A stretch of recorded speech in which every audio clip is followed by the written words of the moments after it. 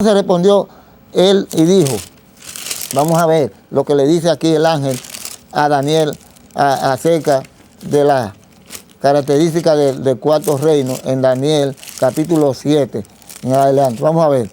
Y dice, explicándole, Daniel quiso saber lo que significaba el cuarto reino. Y él le dijo así, la cuarta bestia será un cuarto reino en la tierra, le dijo el ángel, el cual será diferente de todo y a toda la tierra desmenuzará, devorará y trillará. Y los 10 cuernos significan que de aquel reino, o sea, de la cuarta bestia, del cuarto reino, que es la introducción del Imperio Romano en la historia de la humanidad, se levantarán 10 reyes. Y todo el que estudia la historia sabe que los pueblos bárbaros, en el año 476 de la era cristiana, que lo vemos en la escuela, los ostrogodos, los vándalos, los visigodos, y todos esos pueblos, dividieron al Imperio Romano en 10 partes y cada uno formó un reino, que es lo que hoy forma a Europa. De ahí surgieron los pueblos de los estados europeos. Y de aquí en adelante la Biblia dice que comenzaría en esos días un poder que perseguiría a la iglesia de Dios.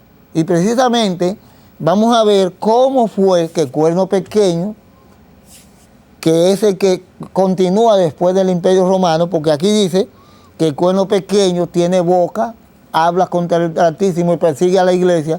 Vamos a ver qué poder surgió después de la caída del Imperio Romano, que gobernó a toda Europa y durante 1260 años pisoteó la verdad, engañó al mundo, asesinó y hizo todo cuanto quiso a su antojo hasta el tiempo del fin, porque dice que la iglesia, que ese poder se le daría un tiempo hasta cumplir la obra de su manifestación en el mundo para descubrir el pecado, el error y para que el juicio de Dios se cumpliese.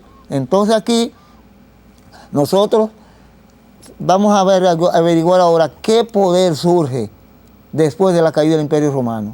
Pues bien, aquí Pablo dice, en el capítulo 2 de 2 de Tesalonicenses, cuando le está hablando a los cristianos que estaban hablando que Jesús venía en su tiempo, el mismo Pablo creía que Jesús venía en su tiempo, pero después, estudiando las Escrituras y por revelación divina, él entendió que no. Y él le dijo, porque no vendrá, o sea, Jesús no se aparecería hasta que viniera la apostasía y apareciera el hijo de perdición, que se sienta, se da título haciéndose pasar por Dios, es igual a Dios, y se sienta en el templo de Dios, manejando la iglesia de Dios.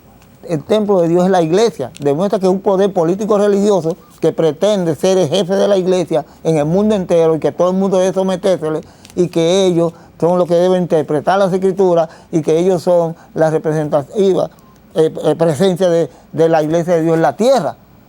Pues bien, yo sé que ustedes saben más o menos de a qué me estoy refiriendo, porque la Edad Media nos dice a nosotros el poder que gobernaba. Ahora, ¿cómo surgió este gobierno?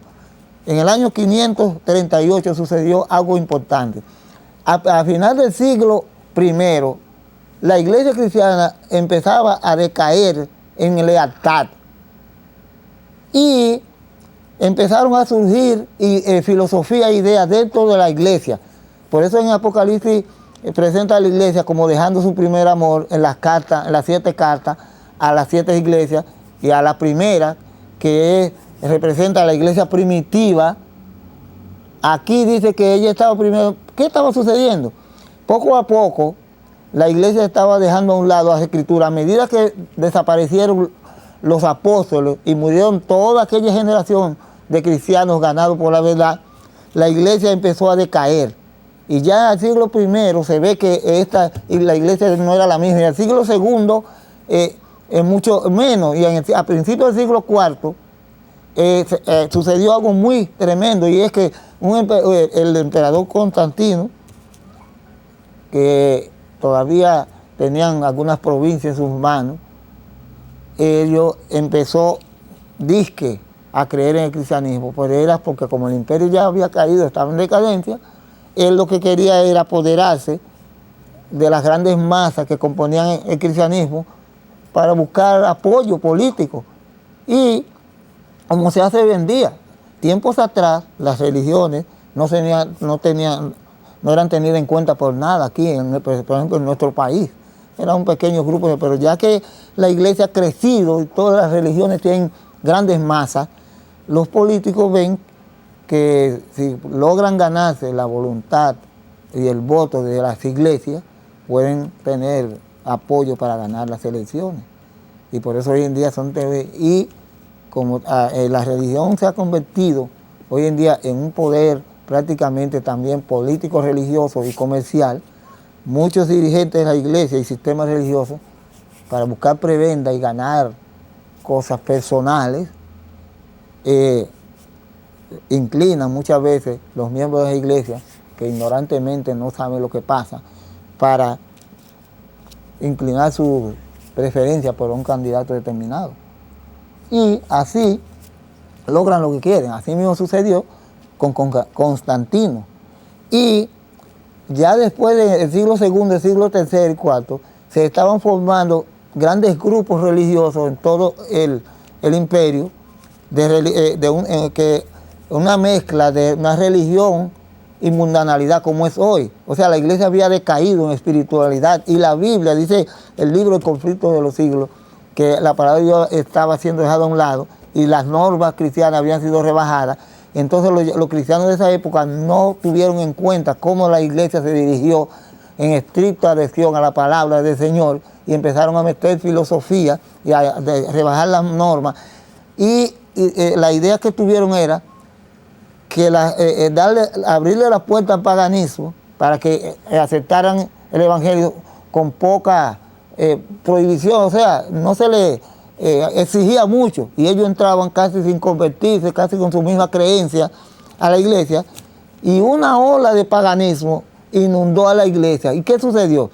Que el paganismo, que parecía ser vencido, vino a ser el vencedor, porque las masas de paganos que inundaron la iglesia tuvieron mayor influencia que los cristianos, y la iglesia se convirtió en una iglesia que empezaron a meter creencias raras y de tal manera que el cristianismo perdió su pureza y su convicción de la Biblia, y la palabra de Dios fue puesta prácticamente a un lado. Quedó un grupo de cristianos, pero fieles, que trató de convencer a los demás de que se estaban alejando de Dios y la verdad. Pero esto, una vez que este poder, esta nueva religión, que todavía no tenía líder ni nombre, tomó el poder eclesiástico, estos cristianos quisieron ser sometidos, quisieron ser dominados, y ellos prefirieron huir a los montes, como dice Apocalipsis 12:6, que la mujer, que es símbolo de la iglesia pura, huyó al desierto, y durante 1260 años, vamos a ver en el próximo sábado, porque ya la hora ya está yendo, cómo el Apocalipsis corrobora lo que Daniel dice de 1260 años de persecución, porque menciona los mismos términos de tiempo, la mitad en tiempo. También dice la palabra 1260 años, y también lo presenta como 42 meses, que hace 1260 días o años. Y nosotros vemos entonces, aquí, en esta época, se forman grandes asociaciones religiosas que toman un gran conglomerado, pero como decía, ya no tenían líder ni nombre. En ese año, en el año 533, el emperador Justiniano ve que esta gente ya quieren formar un sistema religioso oficial con un nombre. Entonces el emperador Justiniano da un decreto para organizar oficialmente esta religión. El nombre que se le puso a esta religión fue Iglesia Católica Romana. La palabra católico quiere decir universal. Desde el principio, el cuerno pequeño, que representa precisamente este poder político religioso, fue con pretensión de dominio universal. Y por eso se presenta aquí como con el nombre de católico o universal. Y vamos a dejar en este momento, porque ya el tiempo nos ha dicho que debo terminar, y por lo tanto vamos a continuar con el significado del cuerno pequeño, la fundación de este reino, el nombre de sus líderes y cuánto tiempo estuvo gobernando y cuándo verdaderamente comienza el tiempo del fin. Oremos.